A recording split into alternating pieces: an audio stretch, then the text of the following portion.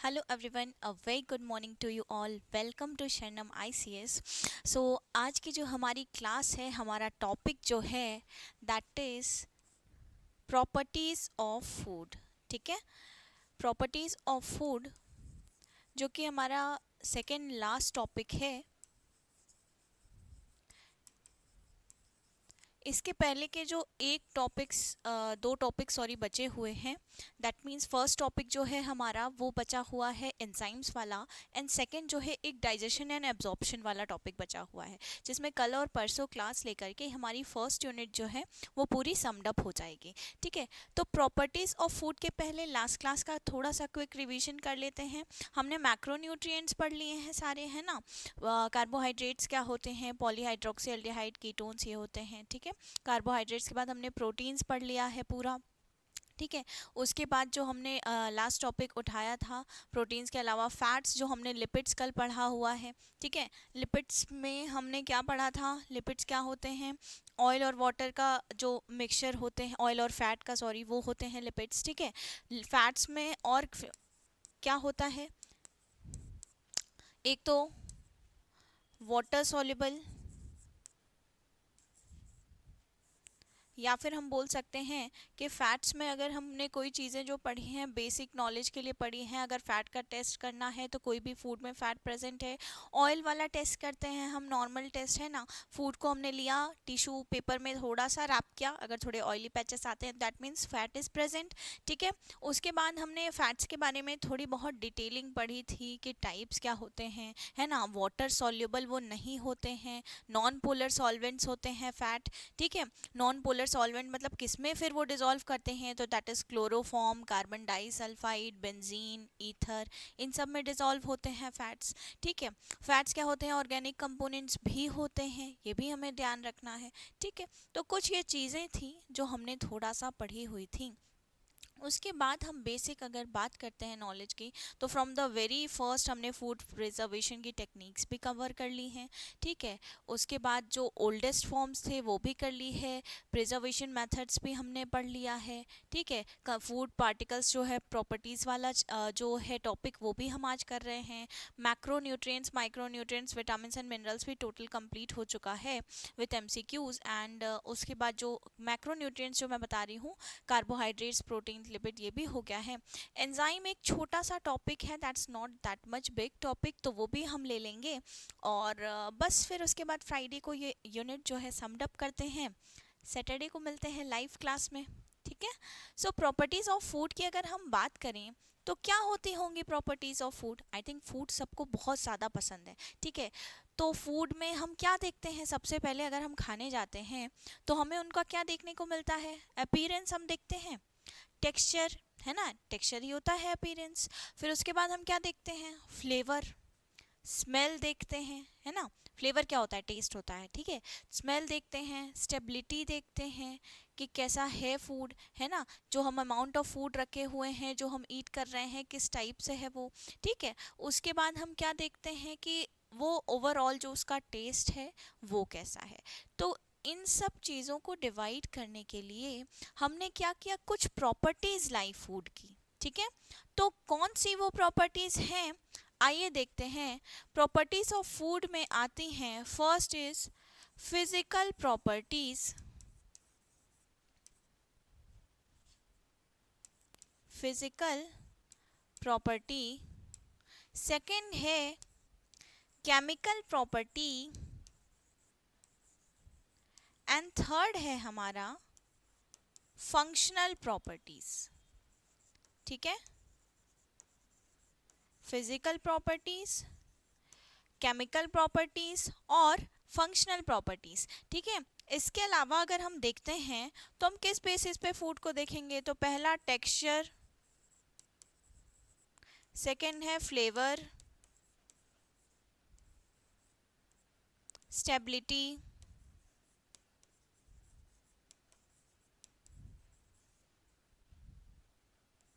Four है aroma. ठीक है, तो ये कुछ चीज़ें हैं जिस बेसिस पे हम फूड को देख सकते हैं, जज कर सकते हैं कि किस टाइप का फूड है, क्या टेक्सचर है, क्या अपीयरेंस है, स्मेल एंड ऑल एवरीथिंग। ठीक है। तो अगर हम प्रॉपर्टीज ऑफ फूड की बात करें तो फिजिकल प्रॉपर्टी आती है।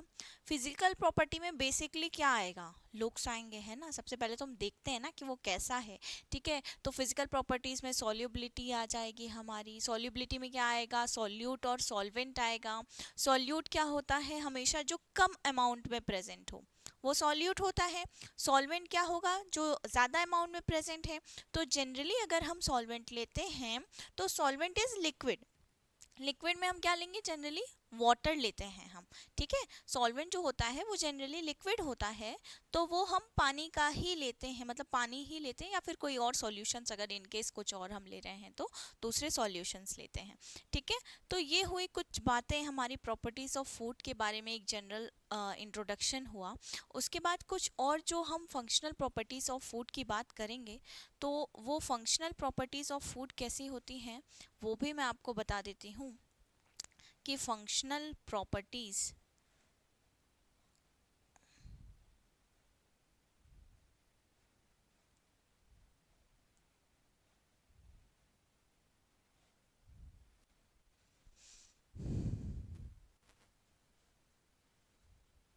जो प्रिपरेशन और कंजम्पशन के दौरान, जो कुकिंग एंड बॉइलिंग के टाइम पे होती हैं, वो होती हैं फंक्शनल प्रॉपर्टीज।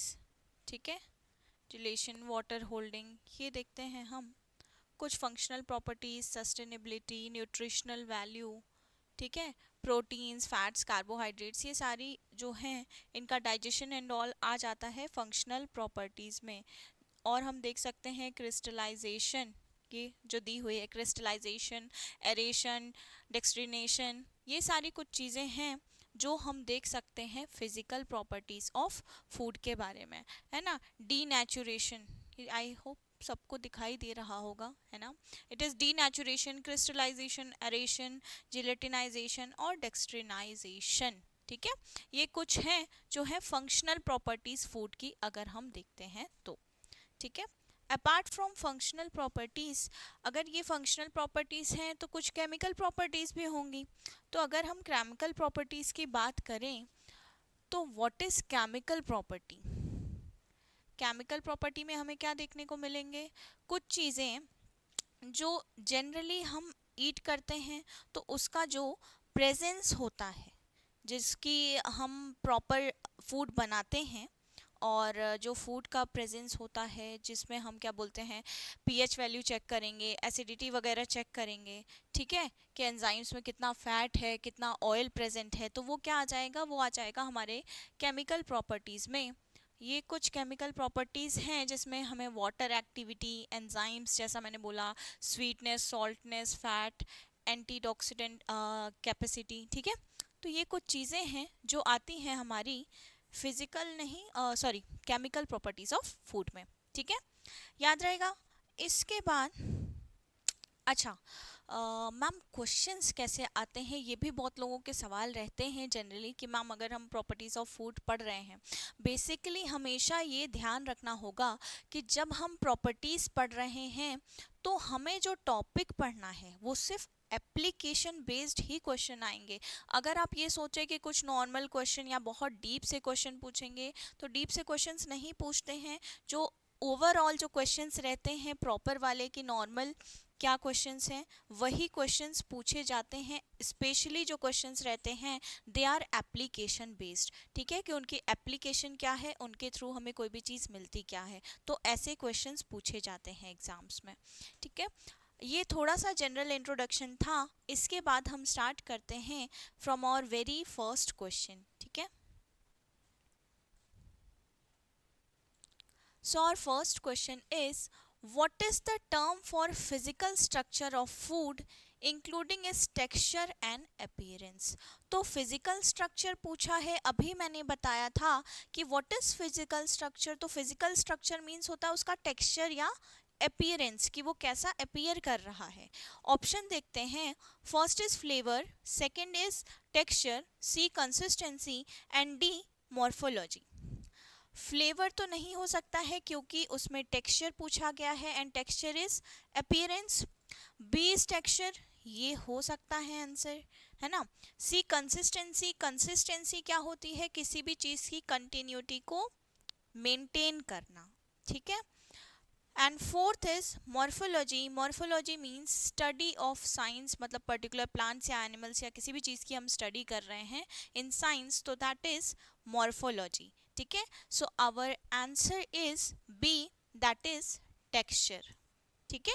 टेक्सचर मीन्स क्या होता है, appearance, how is it appearing. Moving to the next question, texture में फूड टेक्सचर कैसे हो सकते हैं, smooth, moist, crunchy, crumbly, chewy, ठीक है। ये कुछ टाइप्स हैं जो हम देख सकते हैं। Moving to the next question, which property of food is responsible for its ability to be perceived by the sense of smell. Smell पूछा है, क्वेश्चन को हम दो बार पढ़ेंगे, perceived by sense of smell. Smell पूछा है तो स्मेल में हमारा फर्स्ट ऑप्शन है टेक्सचर, तो टेक्सचर मैंने बताया टेक्सचर इज अपीयरेंस, तो स्मेल तो नहीं हो सकता। सेकंड इज फ्लेवर, तो फ्लेवर मीन्स क्या होता है, टेस्ट, तो टेस्ट भी नहीं हो सकता। What is aroma, so aroma is a different kind of pleasant smell, pleasant smell. And fourth is colour, ठीक है। तो हमारा ऑप्शन क्या है, C, that is aroma, and aroma is the correct answer, जिसका मतलब है प्लेजेंट स्मेल। और क्वेश्चन में क्या पूछा है कि कौन सी प्रॉपर्टी है फूड की जो कि स्मेल के लिए रिस्पॉन्सिबल है, जिसको हम स्मेल के थ्रू देख सकते हैं, and that the answer is aroma, ठीक है। कोई भी चीज़, कोई भी फूड अगर हम कुक कर रहे हैं तो सर्टेन काइंड ऑफ स्मेल आती है, that is known as aroma, ठीक है।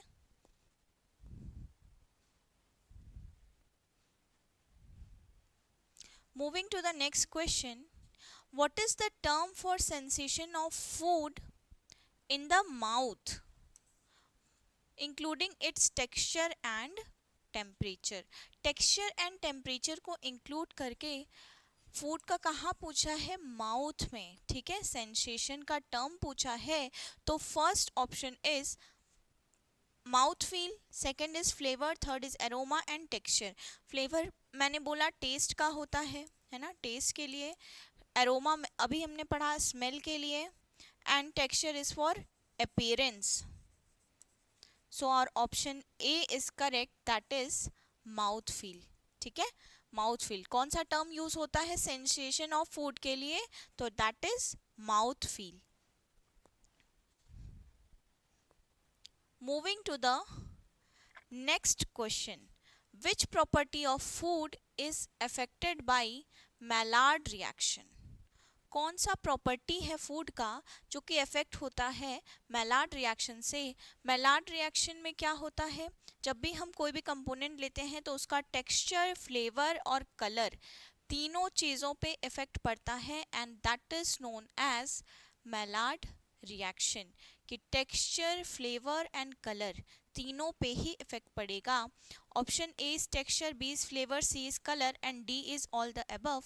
मैंने ज़्यादातर क्वेश्चंस में बताया है कि जब भी ऑप्शंस ऑल द अबव होते हैं, जनरली हमारा जो आंसर होता है that is all the above. So इसमें भी हमारा आंसर क्या है, option D, that is all the above.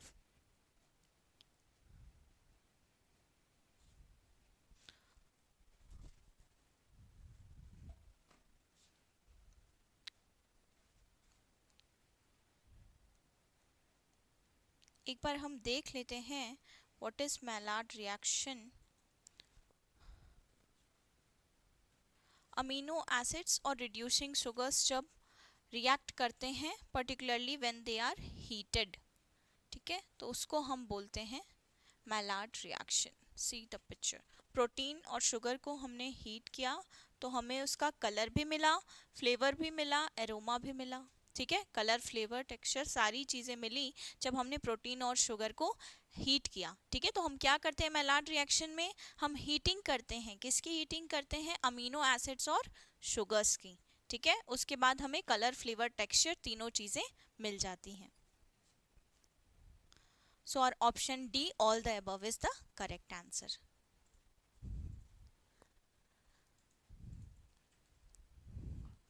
What is the term for ability of food to retain its shape and structure when subjected to external forces? External forces मतलब क्या होता है, बाहर की जो forces हैं, ठीक है. Outside forces जो हैं they are known as external forces, ठीक है. तो ability of food to retain its shape and structure, तो शेप और स्ट्रक्चर जो है वो वापस पाने के लिए कौन सा टर्म यूज होगा? तो first is texture, second is consistency, third is viscosity and D is elasticity. Texture मैंने बताया है कि we are using it for appearance. Consistency means किसी भी चीज़ की अगर हम कंटिन्यूटी देख रहे हैं तो वो होती है कंसिस्टेंसी. एंड विस्कोसिटी क्या होता है? फ्लो ऑफ लिक्विड, ठीक है, किसी भी चीज़ का फ्लो, उसे हम बोलते हैं विस्कोसिटी. एंड एलास्टिसिटी क्या होती है? That is regaining the shape and size जिसमें आप पहले थे. एलास्टिसिटी मीन्स किसी भी चीज़ को आप लंबा खींच रहे हो और वो वापस से अपने साइज में आ जाता है. So that is elasticity. हमारा आंसर क्या है कि फूड अपना शेप और स्ट्रक्चर वापस कैसे लेता है? तो it is elasticity. That is option D is the correct answer.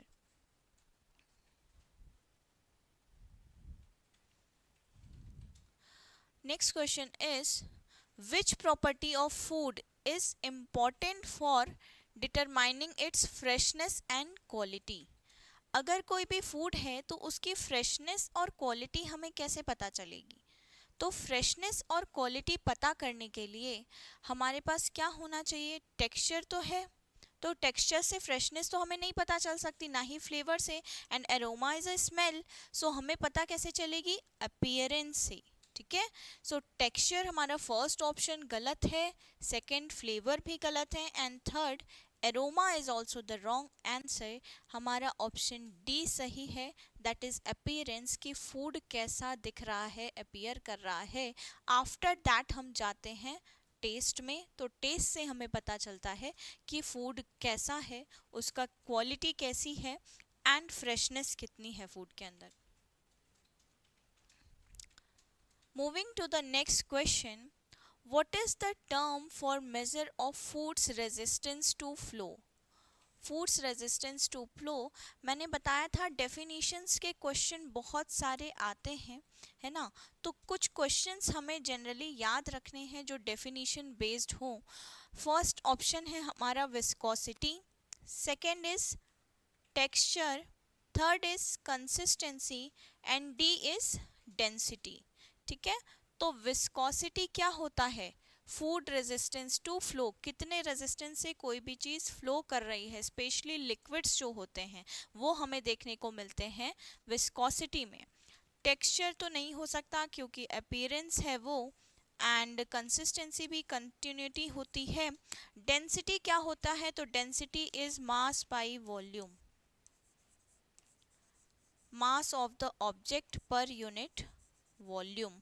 Density को हम जो डोनेट करते हैं वो रो से डोनेट करते हैं, ठीक है. Rho is equals to m by v, ये हमारा फॉर्मूला होता है डेंसिटी का, ठीक है. तो फूड रेजिस्टेंट टू फ्लो किसे बोलते हैं हम? विस्कोसिटी को, ठीक है. विस्कोसिटी क्या होती है?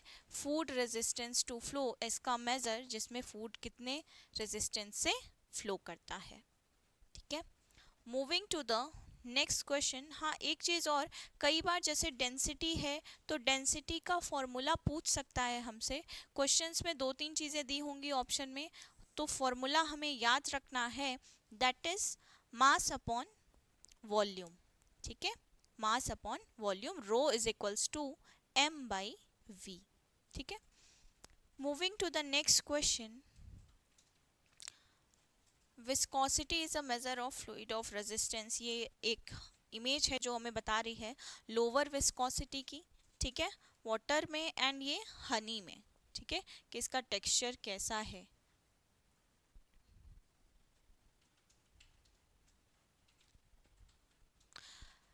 Which property of food is affected by presence of emulsifier? Emulsifier क्या होता है? What is emulsifier? तो ऑयल एंड वाटर को मिक्स करके स्टेबल बनाता है।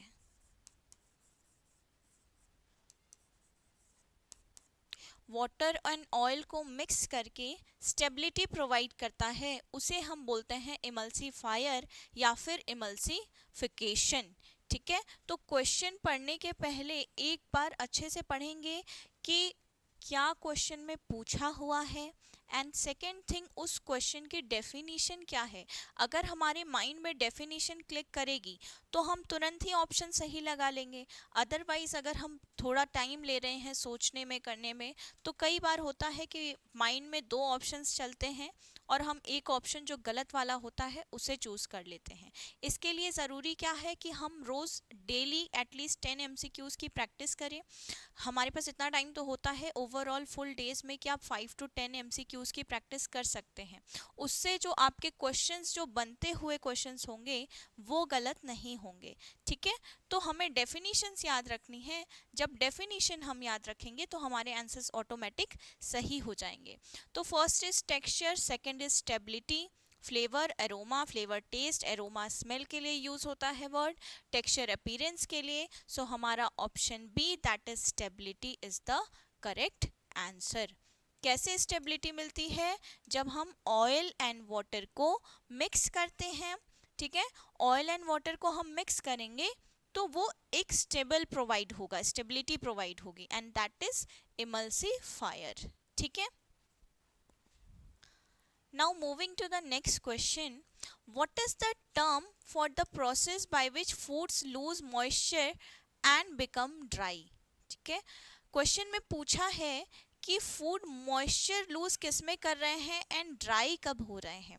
तो फर्स्ट ऑप्शन जो है हमारा that is gelatinisation, second is retrogradation, and third is dehydration, and D is oxidation.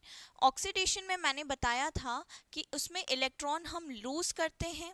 ठीक है, जिलेटिनाइजेशन में जेल का फॉर्मेशन होता है, एंड रेट्रोग्रेडेशन और डिहाइड्रेशन में क्या होगा, मॉइस्चर हम लूज करते हैं। ठीक है, क्या होगा, मॉइस्चर लूज करेंगे और चीजें ड्राई हो जाएंगी। ठीक है, so our option C that is dehydration is the correct option. Retrogradation क्या होता है?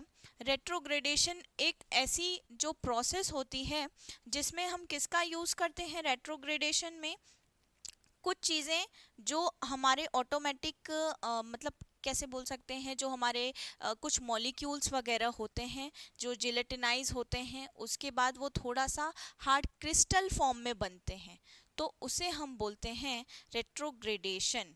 ये देखिए, जिलेटिनाइज स्टार्च को हमने क्या किया, कूल किया, बस कूल करके एक क्रिस्टल फॉर्म में किया, तो दैट इज रेट्रोग्रेडेशन। ठीक है, ये जिलेटिनाइज स्टार्च है और ये कूल किया हमने, स्टोर करके रखा, तो रेट्रोग्रेडेड स्टार्च वो हुआ, मतलब ठंडा करके रखते हैं, इतना याद रहेगा तो चीज़ें हमें बन जाएंगे। ठीक है, moving to the next question. So हमारा ऑप्शन क्या है, मॉइस्चर लूज हुआ, पानी लूज हुआ, और उसके बाद वो थोड़ा ड्राई हो गया। ऑब्वियस सी बात है, कोई भी चीज़ होगी अगर पानी लूज होगा तो वो ड्राई हो जाएगा, तो दैट इज हमारा ऑप्शन डिहाइड्रेशन जो है सही ऑप्शन है। क्या करना है, थोड़ा सा एक चीज़ों का हमें ध्यान रखना है। एग्ज़ाम में तो अभी टाइम है ना, at least 5 to 6 months we are having, और नोटिफिकेशन अभी मोस्ट प्रोबेबली कह रहे हैं इस मंथ या नेक्स्ट मंथ तक तो आ ही जाएगा। ठीक है, तो उसके लिए हमें क्या करना है, नोटिफिकेशन का वेट नहीं करना है। एटलीस्ट आप डेली एमसीक्यूज तो लगा सकते हैं यार, आई थिंक सबके पास इतना टाइम होता है, आपका कितना भी बिजी शेड्यूल हो, कोई भी चीज़ें हो, अगर किसी चीज़ की हम प्रिपरेशन कर रहे हैं तो आई थिंक 100% दे के करना चाहिए। और आपको रिजल्ट मिलता है, डेफिनेटली मिलता है। तो थोड़े बहुत एमसीक्यूज लगाते जाइए, पेपर बहुत टफ नहीं आता है। मैं पहले ही बता रही हूँ, बहुत ज़्यादा टफ पेपर नहीं रहेगा।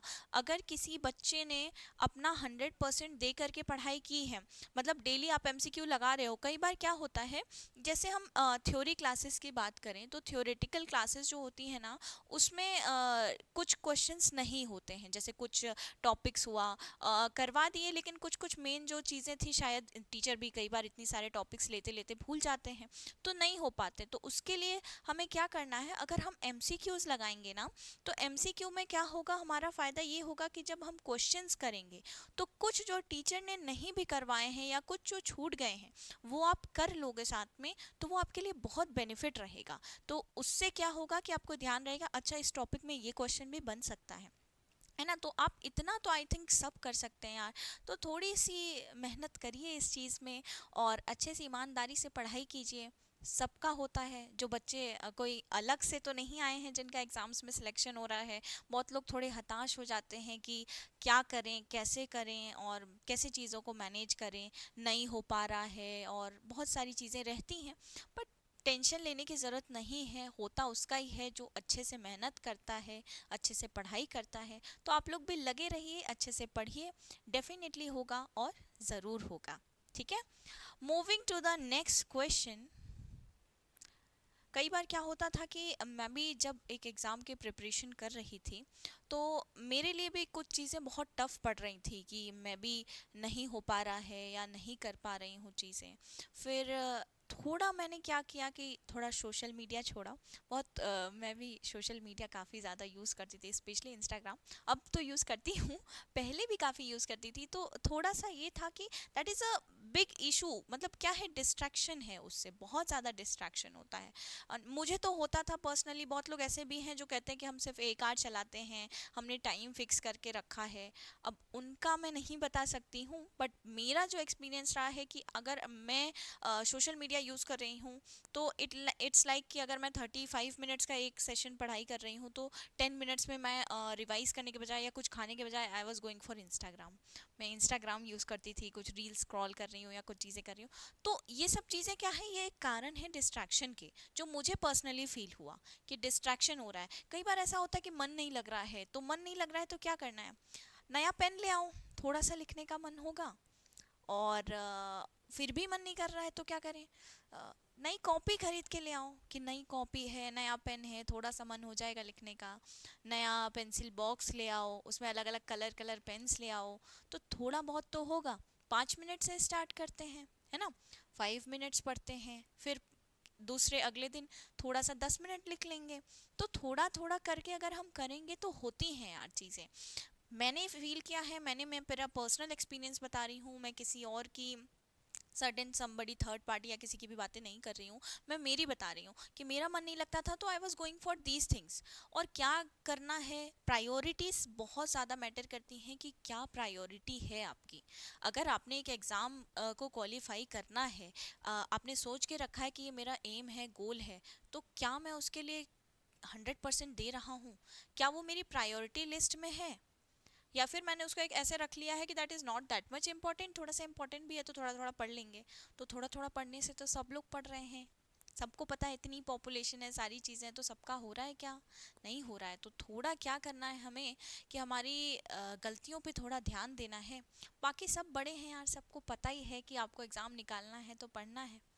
और जो लोग घूमने आए हैं वो तो घूम ही रहे हैं, फिर इंदौर में सभी घूम रहे हैं, है कि नहीं। ठीक है, घूमना गलत नहीं है, आप बिल्कुल घूमिए, सारी चीज़ें करिए, बट आपका जो स्टडी का आवर्स है, टाइम है, वो उससे कॉम्प्रोमाइज़ मत कीजिए, अच्छे से पढ़ाई कीजिए और अपने माँ बाप का नाम रोशन कीजिए, जो सबसे ज़्यादा ज़रूरी है ना। ठीक है, क्वेश्चन बहुत लेक्चर हो गया, थोड़ा क्वेश्चन कर लेते हैं। So which property of food is important for determining its suitability for specific cooking methods. ठीक है, स्पेसिफिक कुकिंग मेथड्स पूछा है कि कौन सी प्रॉपर्टी है फूड की जो कि इम्पॉर्टेंट है कि आप स्पेसिफिक कुकिंग मेथड्स में उसको यूज़ कर सकते हो। दैट इज टेक्सचर भी ज़रूरी है, first is texture, flavour, moisture content and all the above. बताया था मैंने कि ऑल द अबव हो तो ऑल द अबव ही होता है आंसर। सो फ्लेवर भी ज़रूरी है, टेक्सचर भी ज़रूरी है एंड मॉइस्चर कंटेंट भी ज़रूरी है। So our answer all the above जो है हमारा डी वो करेक्ट आंसर है। ठीक है, तो किसी भी फूड को स्पेसिफिक कुकिंग मेथड अगर हमें लाना है उस चीज़ में, तो हमें सारे जो हैं टेक्सचर, फ्लेवर, अपीयरेंस, मॉइस्चर सब कुछ देखना पड़ेगा। ठीक है, तो answer is all the above. Moving to the next question, what is the term for sensation of foods? किसके लिए पूछा है? सेंसेशन ऑफ फूड्स के लिए। Temperature, texture and chemical irritation in mouth. अब जनरली याद रखेंगे, अगर माउथ की चीज़ें आ रही हैं तो उससे रिलेटेड ही होगा आंसर, है ना। फर्स्ट ऑप्शन क्या है हमारा? Mouth feel. तो ऑब्वियसली ऑप्शन फर्स्ट जो है माउथ फील करेक्ट है। फ्लेवर, एरोमा, पुंजेंसी, ठीक है, ये सारे जो हैं ये ऑप्शंस में दिए हुए हैं। तो बेसिकली अगर हम कुछ क्वेश्चंस में कुछ डायग्राम मैंने दिया हुआ है, आई थिंक इसमें लगाया नहीं है शायद उनने, कोई बात नहीं, ठीक है। तो हमारा आंसर क्या है? माउथ से रिलेटेड अगर क्वेश्चन हो तो हमारा आंसर क्या होगा? Mouth feel. याद रखेंगे, ठीक है। इस चीज को भी याद रखेंगे, ऑप्शन ए इज करेक्ट कि फ्लेवर मतलब क्या होता है? टेस्ट होता है, ठीक है। एरोमा मतलब क्या होता है? स्मेल होती है। एंड पंजेंसी मतलब एक थोड़ी पंजेंट टाइप की स्मेल रहती है, खट्टी खट्टी सी स्मेल रहती है, and that is not a good smell. ठीक है, तो हमारा आंसर क्या है? That is 11, mouth feel. Which property of food is responsible for its ability to evoke a sense of satisfaction और pleasure? Satisfaction और pleasure के लिए एक different kind of word use होता है। Texture तो नहीं, appearance के लिए होता है, मैंने बताया है, 2-3 क्वेश्चन में ये आ चुका। appearance के लिए होता है, फ्लेवर जो है टेस्ट के लिए होता है, एरोमा जो है स्मेल के लिए होती है ना। सो palatability, palatability is the word used for किसके लिए? satisfaction और pleasure। ठीक है, कि of satisfaction और pleasure के लिए अगर कोई word use होता है तो that is palatability। ठीक है, याद रहेंगी चीज़ें। Moving to the next question, एक पैलेटेबिलिटी में परसेप्शन अगर हम देखते हैं तो एनवायरमेंट और हेल्थ बेस पे रहता है। टेक्सचर में अगर हम देखेंगे तो साइज, शेप और मॉइस्चर रहता है। ठीक है, अगर हम ऑर्डर में देखें तो फ्रेशनेस, एरोमा, एंड फ्लेवर में देखें तो एसिड, सोर, बिटर, कैसे क्या टेस्ट में रहता है वो रहता है। ठीक है, तो दैट इज पैलेटेबिलिटी, जिसमें ऑर्डर, फ्लेवर, टेक्सचर, परसेप्शन सब कुछ आ जाता है। पैलेटेबिलिटी क्या होती है? जिसमें ऑर्डर, फ्लेवर, टेक्सचर, परसेप्शन सारी चीज़ें आ जाती हैं। ठीक है, नेक्स्ट अगर हम क्वेश्चन की बात करते हैं तो what is the term for physical property of food that describes its ability to be chewed and swallowed? ठीक है, च्यू करना और सॉलो करने के लिए एक पर्टिकुलर वर्ड या टर्म यूज हुआ है। कौन सा है वो टर्म? तो फर्स्ट इज टेक्सचर, पता है हमें अपीयरेंस के लिए होता है, नहीं हो सकता है ये आंसर। कंसिस्टेंसी, किसी भी फूड की या कोई भी चीज़ की कंटिन्यूटी अगर हम मेंटेन कर रहे हैं। मैस्टिसेबिलिटी हो सकता है आंसर, है ना, मैस्टिसेबिलिटी हो सकता है आंसर। डाइजेस्टिबिलिटी तो नहीं हो सकता, क्यों नहीं हो सकता? क्योंकि उसमें डाइजेशन वाला प्रोसेस आएगा ना, तो डाइजेशन के लिए तो अलग चीज़ें हैं, है ना। सो च्यूइंग एंड सोलोइंग के लिए जो वर्ड यूज होता है दैट इज मास्टिकेबिलिटी। ठीक है, मास्टिकेबिलिटी ये एक फिजिकल प्रॉपर्टी है किसकी?